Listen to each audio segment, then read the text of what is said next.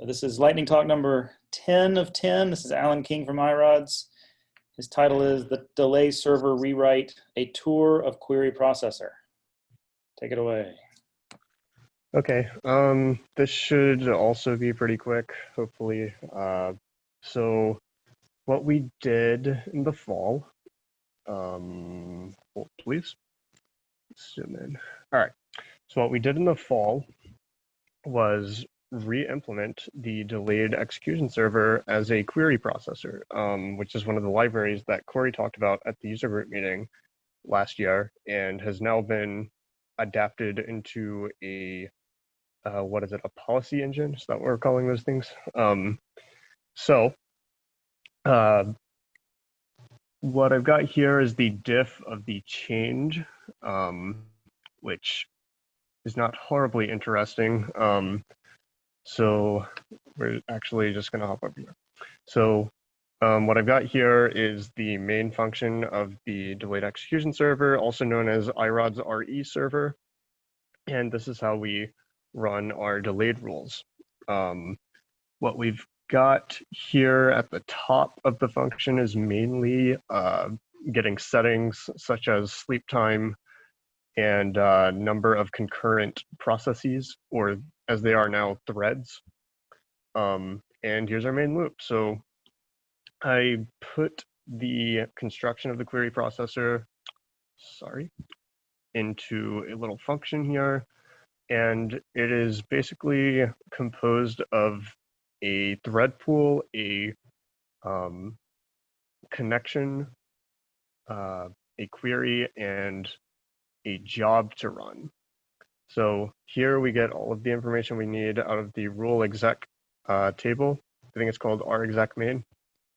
And we run a job. Now, the main difference here between this and how you might normally use a query processor is in that we are using the query processor to asynchronously in-queue asynchronous jobs. So we're not running the delayed rules immediately once we pull them out of the table, because the design of the delayed execution server is to have one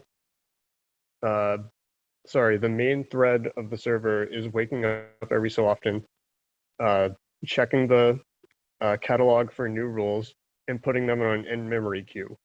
Then we have our thread pool sitting on the side and taking jobs off the queue and asynchronously executing them, depending on the parameters.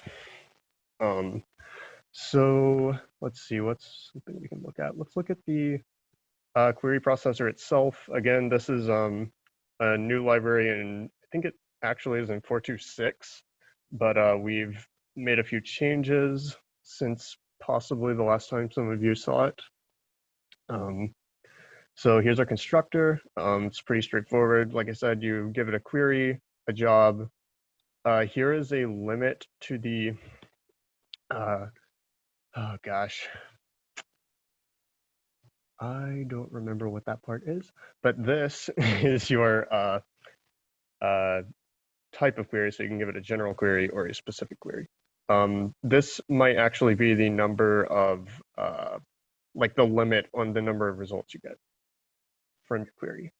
Let's see, we had to make a future class here, which is essentially overriding the standard future, just as a way of properly parallelizing the execution. And then right here is where we call your job. So yeah, the way we kind of, I might be wrong about this, but I believe the original inspiration for the query processor was how we had implemented the delay execution server.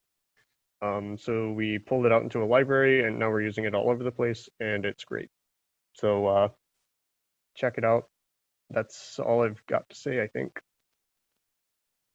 So before this rewrite of the delay server, it was how big and how many lines, and now it's how big and how many lines? So this change isn't really fair because we added some new features to the connection pool, Right.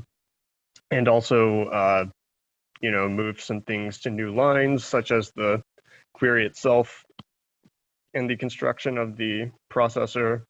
We put some white space and stuff, so it looks like it's more lines. It's about the same, to be honest.